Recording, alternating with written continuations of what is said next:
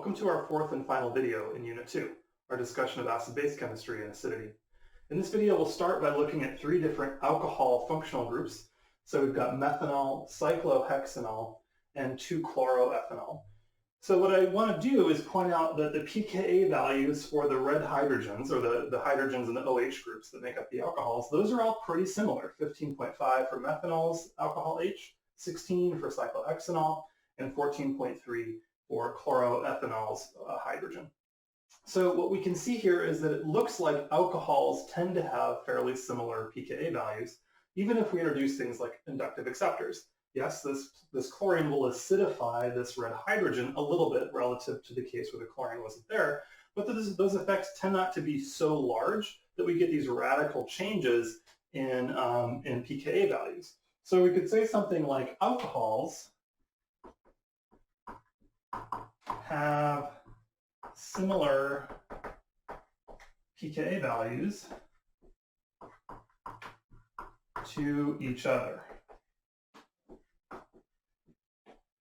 And if we were to kind of look at this range, we might lick our finger and be like, well, I don't know, maybe like about 15. So we could say alcohol pKa around 15. And that's going to be a very useful tool for us to say, well, if an alcohol generally is going to have a pKa of around 15, then I can start to incorporate how the alcohol differs from something very simple like methanol or ethanol or cyclohexanol. Maybe there are inductive acceptors, so I know that I'm going to have a pKa lower than 15. If I've got a lot of inductive acceptors, maybe I'm quite a bit lower than 15. So we can use this observation that a type of functional group will tend to have a relatively similar pKa, regardless of the compound that it's in, as like an anchor. So alcohols are 15, and then I can make a small adjustment using structural analysis like we've talked about in earlier videos in our series here. So different functional groups will have different pKa's. To get a sense for that, let's look at a compound that you might confuse with an alcohol if you weren't looking very carefully. Let's look at acetic acid. And in particular, I want to focus on the hydrogen as a part of the OH group.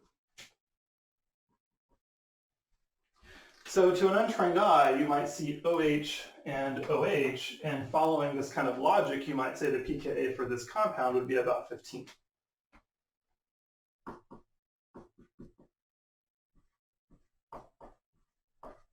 But is that actually right? We could address this in a variety of ways. We could either do an experiment, right? We could actually take this compound, do a titration, and measure its pKa. I would argue we don't even need to do that. We could simply look at the structure, draw its conjugate base, and do structural analysis. So our conjugate base here is, if we're focused on the pKa of the red hydrogen, this kind of a compound. And one of the things that I notice is, yes, this other oxygen, that could be an inductive acceptor, but that shouldn't get me, and that's fine. That should keep me around 15-ish. It's a little bit closer than the chlorine, so maybe I'm 13 or 12, kind of the same argument here, but maybe a little bit more acidic. But the other thing that I notice is that this CO double bond is a place where I can actually consider resonance or conjugation. And so one of the resonance structures here that I have to consider is where the other oxygen is bearing the negative charge. So if I do my conceptual averaging, right, if I take the composite of my two resonance structures to consider the resonance hybrid, then I'll have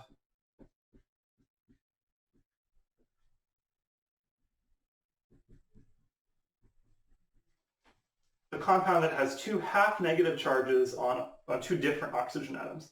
This should be highly stabilizing. We're placing only a small buildup of electron density in two different places, and the places where we're putting that electron density are highly electronegative atoms, oxygens. So it doesn't make sense to me that the pKa of this OH, or specifically this red hydrogen, should be anywhere close to an alcohol.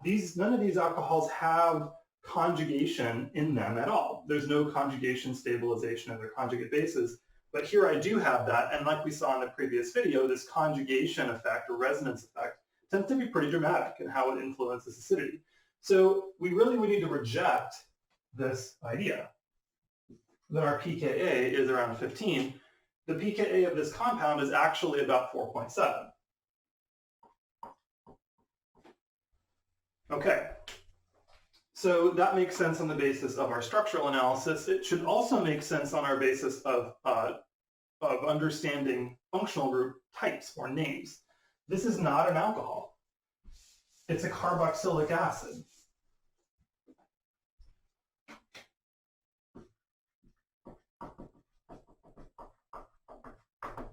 So it's not enough just to say all OHs are the same. It's that carboxylic acids are different from alcohol groups. And we could look at some other carboxylic acids as well. So let's take a kind of a crazy example. Let's look at the compound where instead of this 3 hydrogens of this methyl, for instance, we have a trifluoromethyl group. So we're still a carboxylic acid. That's this, green's done. That's this part of the molecule. So that's still present. But now I've got this highly inductively accepting CF3 group, and that should make this compound quite a bit more acidic. So the pKa of this structure is 0.5. So even with like pretty much the most amount of inductive withdrawal that I could obtain with this side of the molecule, I'm still not even 5 pKa units different between these two structures. So we could say something like carboxylic acids have pKa of around 5. And this would be like our extreme outlier. So what I'd like for us to start doing is we can treat functional group pKa's in so-called units of 5. So basically we're going to count by 5s, pKa 0, pKa 5, pKa 10, pKa 15. And that's going to be kind of broad enough bins that we can start to sort our functional groups. So alcohols are about 15. Carboxylic acids are about 5, but the exact number will depend on the exact structure. So again, we're anchoring. What I want you to do is actually memorize a set of functional group pKa's using this concept of rules of 5. So the numbers are a little bit easier to remember. And remember, these are like crude estimates. This is a carboxylic acid. This is not 5, right? But it gets you kind of close. And then you can say, oh, wow, that's a lot of inductive withdrawal. This number is going to be quite a bit smaller than 5. See how that works? So here are the functional groups that I want you to know. So I know your pKa's for alcohols, carboxylic acids.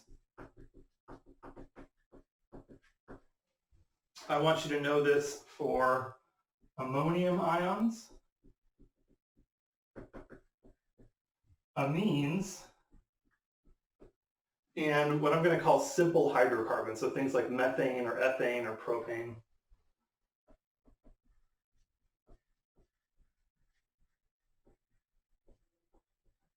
So you should memorize the rule of 5 pKa's for these. Alcohols are 15, like we said. Carboxylic acids are 5. Ammonium ions are around 10. Amines are around 35. And these hydrocarbons are somewhere between 50 and 55, so I'll just say 50 here. And just to be clear, these two numbers, amines and hydrocarbons, these are very rough estimates, even for experimental data, so we're getting kind of like as close as we can. Okay, so I'll also point out that there are detailed documents in SLO2. There's a handout in the SLO document that will help you to know these values, as well as give you reference data for a variety of other functional groups. So please memorize these, and then know where to go for pKa values associated with functional groups for other kinds of groups. So now that we know that pKa values can be assigned in an approximate sense to different kinds of functional groups, we can look at another aspect of describing pKa's for molecules. What you see here is a structure that has a variety of hydrogens. Some of them are drawn explicitly, like the H of our OH group, or this blue hydrogen, which is a part of an ammonium ion. So this is a nitrogen that's sp3 hybridized and is positively charged. But there's also hydrogens on these methyls and hydrogens that are implied on this alkane chain. So we've got a set of different kinds of functional groups. We've got an alcohol, we've got an ammonium ion, and then we've got hydrocarbons. So in here and here, those would be our hydrocarbons. That means that this compound is going to have a bunch of different pKa values. Each of the hydrogens in this structure has its own pKa value. But when we talk about the pKa of a molecule, we mean the most acidic hydrogen in the structure.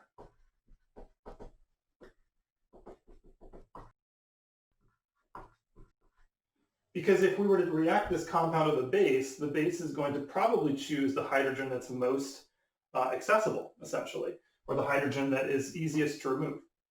So in order to decide what the pKa of this molecule is, it would be sufficient, at least if we're estimating, to use the pKa's for the functional groups themselves. So that means that in this case, I have an alcohol here, which means that my pKa is around 15 for this OH. It's probably not exactly 15, but that's a good crude estimate. I've got an ammonium ion,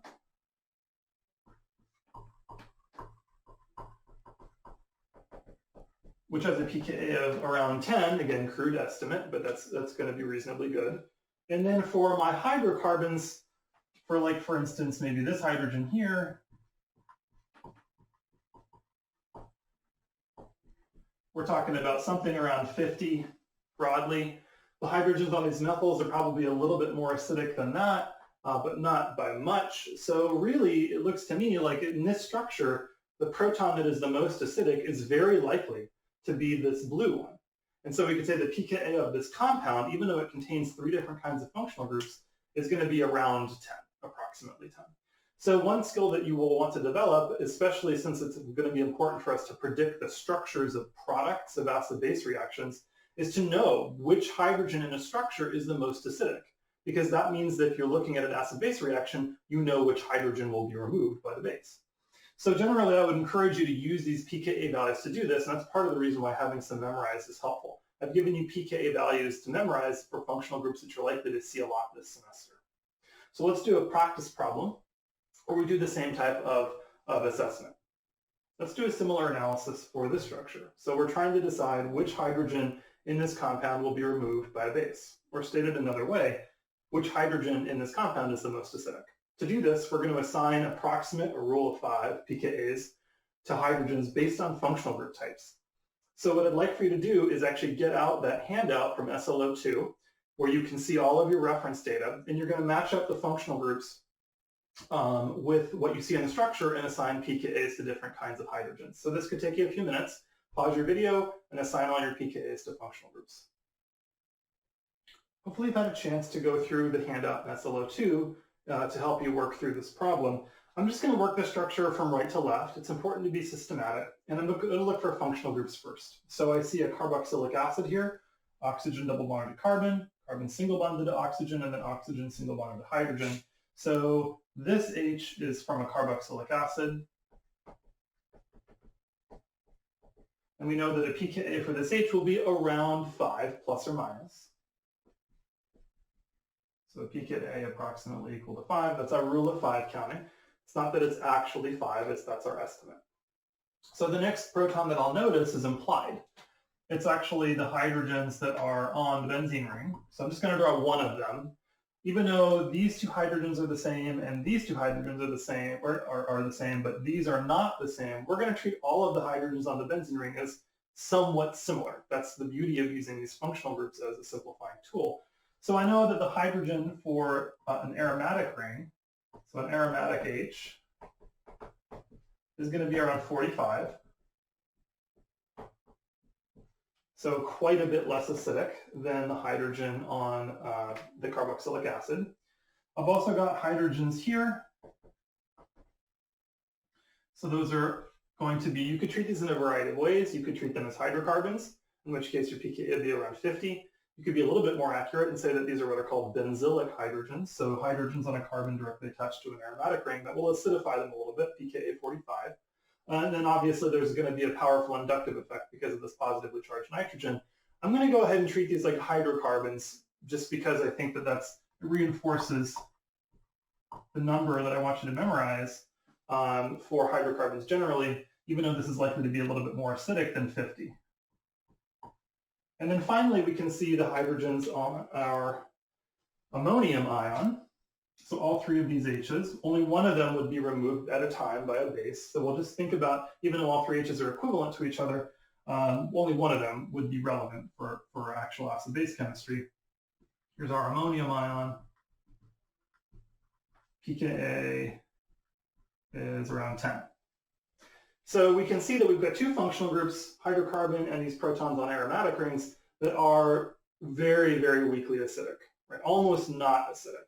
And then we've got two types of hydrogens, either on the carboxylic acid or the ammonium ion, that are much more acidic than anything else in the structure. But the carboxylic acid proton is the most acidic. So we could say that the pKa of this structure would be around 5, and that the proton that a base would remove, or at least the first proton that would be removed by a base, would be this hydrogen on the carboxylic acid.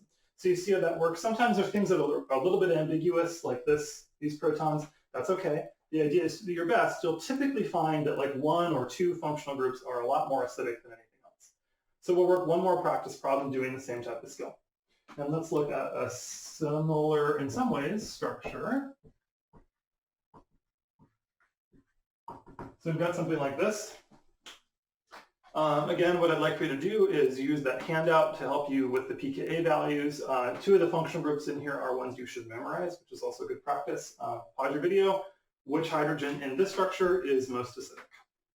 So I'll follow the same approach. I'm going to start working from right, and then I'm going to work my way to the left. So this hydrogen here is part of an alcohol. I'm missing that other oxygen that comes up in a carboxylic acid. And that means my pKa here is going to be around 15. I've got some hydrocarbon.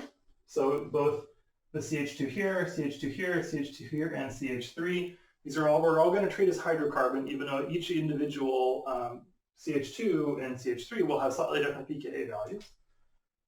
So one of the reasons we can do that is we know that these hydrocarbons typically are not very acidic.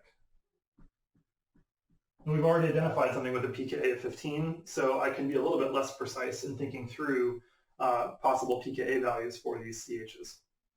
And then the last group that I notice is a hydrogen attached to nitrogen, so this one here. It would be very tempting to call this an ammonium ion, but it's not. There's something that's missing from the structure that tells me that this is not an ammonium ion, and that's that there's no positive charge on the nitrogen. The IUM suffix that you hear in ammonium means positive charge. So here we have an amine, so a hydrogen attached to a neutral sp3 or sometimes sp2 hybridized nitrogen, and these pKa's will be around 35. So here we can see that the alcohol is much more acidic than any of the functional groups in the compound.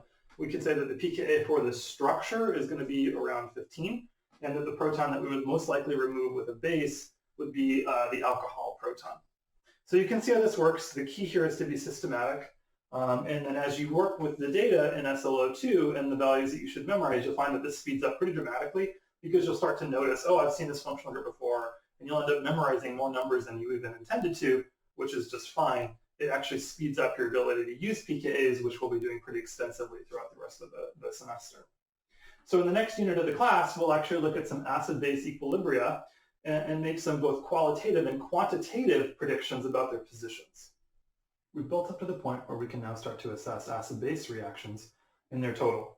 So what we might want to know is if we took a compound like ethanol and it interacted or reacted with a structure that looks like this, what would happen? First of all, we need to know, like, what would the product structures look like? Then we might need to know, like, well, what type of equilibrium do we have? Is it mostly going to favor the products or favor the reactants or be kind of in the middle? And to what extent? All of these questions are going to be important for us for a variety of reasons throughout the semester. So let's talk about how we can do this. Process for assessing acid-base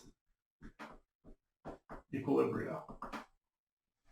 All right, so our first step is to predict the products of the reaction.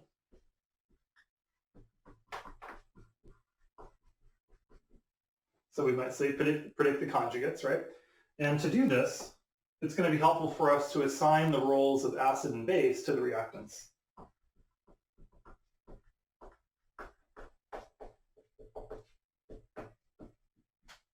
Because I know that the acid is going to keep its structure intact but lose a hydrogen and gain a lone pair. And the base will keep its structure intact but lose a lone pair and gain a hydrogen. So there's a variety of ways to do this assignment. You could do this on the basis of pKa's, right? The compound out of both structures that has the lowest pKa could potentially be the acid.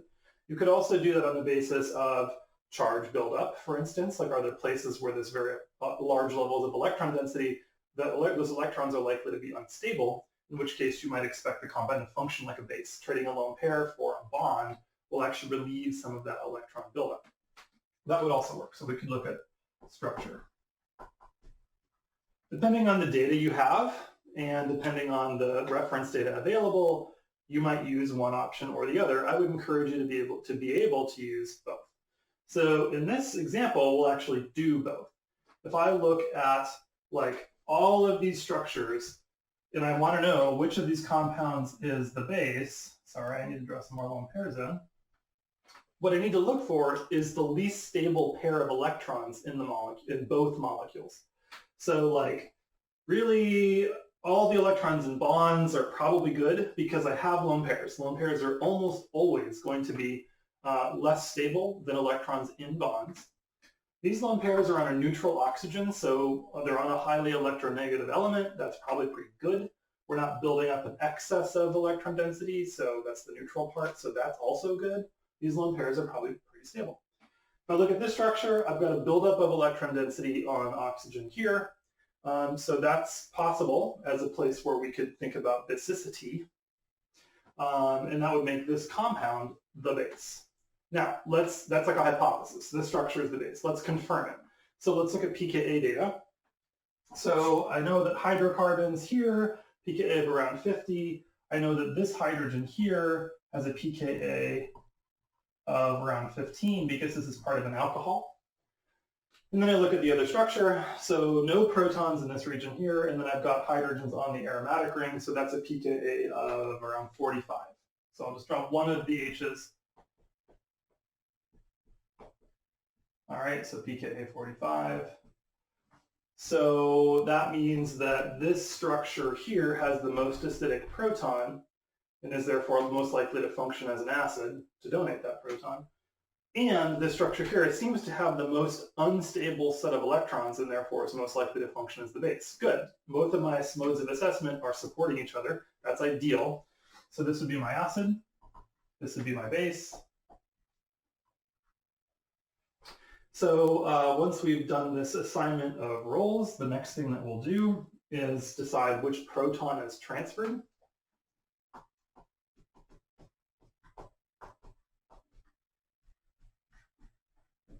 Oftentimes you will have already done this by virtue of doing your structural assessment or your pKa assessment. It's the hydrogen in the box, right? So the alcohol H here is going to be the proton that's transferred. And then we're going to know, we want to know not only like which H is it, but where is it going?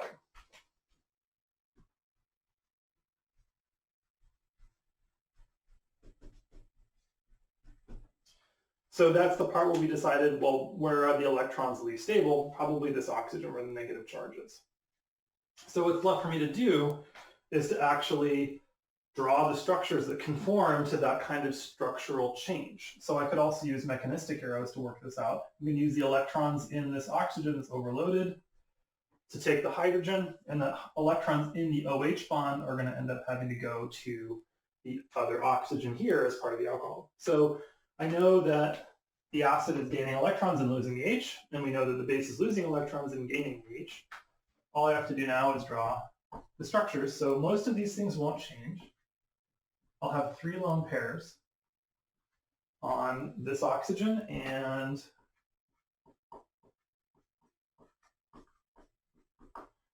the whole benzene ring will stay the same. Most of this other structure will stay the same. I'm just going to add a hydrogen, which I'm going to draw in red.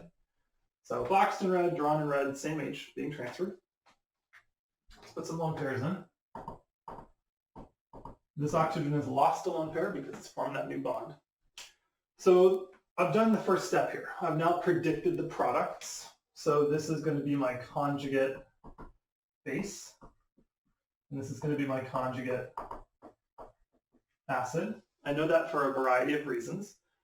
Usually the easiest way to do this, and something you might have learned in Gen Chem, is that the acid becomes the conjugate base, and the base becomes the conjugate acid. We could also look at the structures themselves. Now I have a buildup of electron density on this compound, so it's likely to become the base, or to act like a base in the reverse reaction, check. And this compound now has an acidic proton. We know that from its pKa value, for instance. So this compound is likely to serve as an acid in the reverse reaction, check. So we mentioned the pKa of this hydrogen here. I'm going to write that down. About 5, because this is a carboxylic acid. All right. So we've done our first step. We've predicted the products. We've assigned the roles. So our next step is going to be assessing favorability. We're going to assess the equilibrium constant.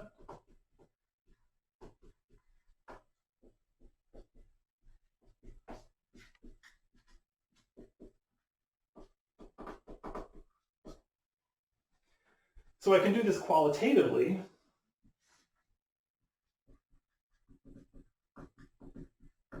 by just deciding, like, are the products favored, are the reactants favored, or are there equal amounts at equilibrium? So another way of saying that would be, is KEQ greater than 1, less than 1, or 1?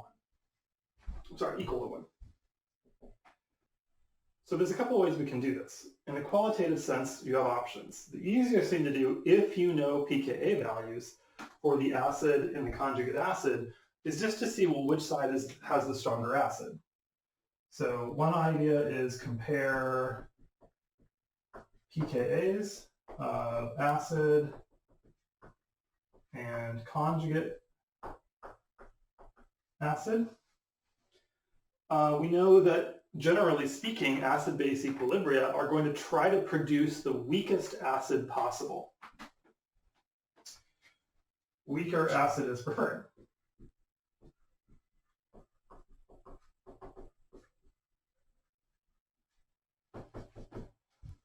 This is like why neutralization reactions work. We're taking a strong acid, like maybe HCl, for instance, and we're making water out of it, which is a much weaker acid.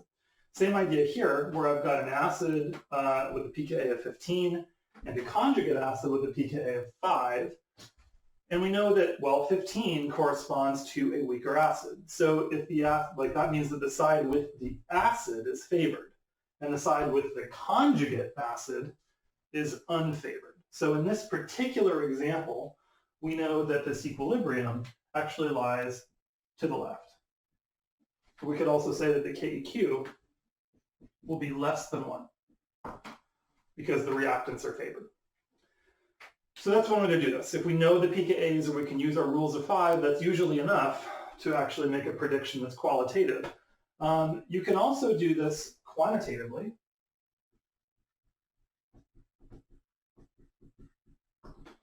And that's that the KEQ for this acid-base reaction is actually equal to essentially the differences in pKa's. So it'll actually be 10 to the pKa for the conjugate acid. So I'm actually going to write pKca for conjugate acid. pKca minus the pKa of the acid. So we have KEQ is equal to 10 to the pKaCa minus pKa. In our example, so I'll do this in blue, keep the equation in black, but work it for our example. Our KEQ is equal to 10 to the 5. This is our pKca, the pKa of the conjugate acid, minus 15, the pKa of the acid. And so when I do that simple arithmetic, I end up with a KEQ of 10 to the negative 10. That's definitely a number that's less than 1. So our quantitative approach matches our qualitative approach, where we're just looking at which side is weaker. Really, all this is doing is telling you like what the difference is in acid strengths between the conjugate acid and the acid. So it's telling us like, well, what is the extent of preference for one side or the other? So in the next section of this video, we'll look at the same acid-base equilibria, and we'll still be trying to do a qualitative prediction, but we'll talk about a way you can do this when you don't have any pKa values. You have to use structural analysis. So we'll look at the same example here. I've cleaned it up a bit because we're going to annotate the structures. I want to talk about a way that you can assess qualitatively the position of equilibrium. So like, are the reactants favored, the products favored, or is there equal favorability if we had no pKa data at all? right? So we really would need to look at structures. And the way we're going to do this is by essentially inferring relative acidities by using structure.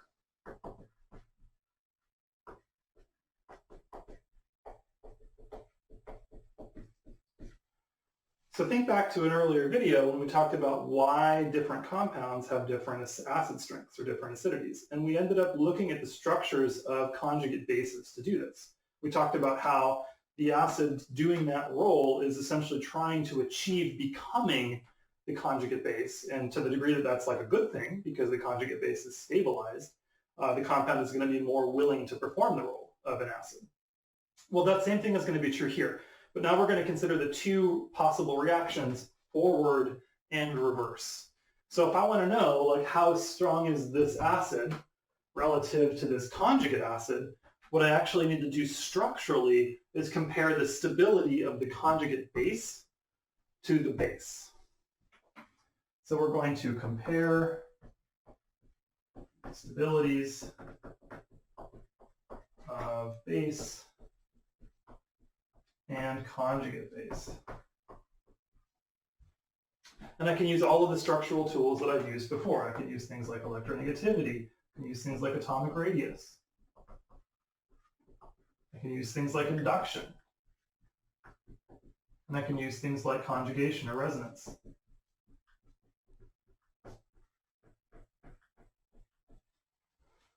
So what I'm going to look at in specifically is essentially the lone pair that the base is gaining or losing. So for instance, it would be like this lone pair. If this base gains a proton, one of the lone pairs on this oxygen goes away. The conjugate base, if it were to serve that role, would use one of the lone pairs on this oxygen. So we'll analyze the stability of one of those lone pairs, and we're going to make a comparison. So this is a nice example because some of my features are a wash. If I'm comparing O- versus O-, electronegativity and atomic radius in this particular example aren't applicable. They're not going to explain differences in stabilities of this lone pair relative to this one, right? We could also look at induction. So here, this lone pair, I don't really see anything else besides the oxygen that's going to create any kind of inductive effect. So we could say that this lone pair doesn't really have an inductive effect either. This lone pair, it does. This oxygen is going to be an inductive acceptor, and that will make this lone pair a little bit more stable. So I'm going to write that down. Stabilized by induction. So I've done electronegativity, atomic radius, induction. You see how I'm working through this like a menu, even if not all of these things end up mattering. And then the last thing is this concept of conjugation or resonance. So can I take this lone pair and move it anywhere else by resonance? Nope. So I have no features that matter for this lone pair. On the other hand, this lone pair is conjugated, or it can be delocalized onto this oxygen, right? So I could draw a resonance structure that would look like that. I'm not going to draw that resonance structure, although I encourage you to convince yourself that it exists. And that means that this lone pair is also stabilized by conjugation. Okay, so we've established now that if we're comparing the base and the conjugate base, that the base is more stable than the conjugate base. So in our example, base more stable than, I'm going to abbreviate it CV to save a little bit of space, conjugate base. And that implies a few things. It means that if this base is more stable than the conjugate base, it means the thing that the base becomes, the conjugate acid, is more acidic than the thing the conjugate base becomes, the acid. So conjugate acid is more acidic than acid.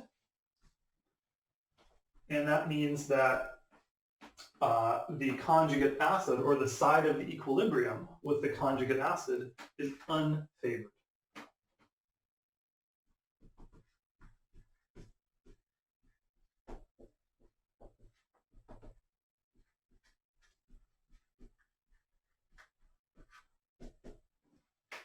which is exactly what we predicted. The conjugate acid is the product side, and like we already had established for this acid-base reaction using pKa values, it's the reactant side that's actually favored. So if you do the structural analysis correctly, it will always give you the same result that the pKa assessment will. They are related to each other, just like we talked about earlier in the unit. It's these differences in structural stability that drive differences in pKa values. So it's really about what data you have and what you're most comfortable doing. It's important that you can do both, that you could do structural analysis to qualitatively predict the position of equilibrium, as well as using pK data if you have it or could look it up. Those are both important skills. So this is something that you definitely need to practice. You'll definitely get practice in the homework. The SLO also has practice problems where you do this, but this is a skill that's hard for a lot of students, but is pretty foundational for the remaining semester, and for if you're taking the lab for OChem 2, will be useful for you in a variety of experiments there too. So that concludes this video for acid-base chemistry. We're now done with this unit, but like I said, make sure that you spend time with the SLO document, both memorizing those pKa data or values that you're responsible for, along with working some practice problems where you can identify things like the most acidic hydrogen in a molecule, where you can draw products of conjugate acids and bases given the reactants, and that you can assess the position of equilibrium for those acid-base reactions.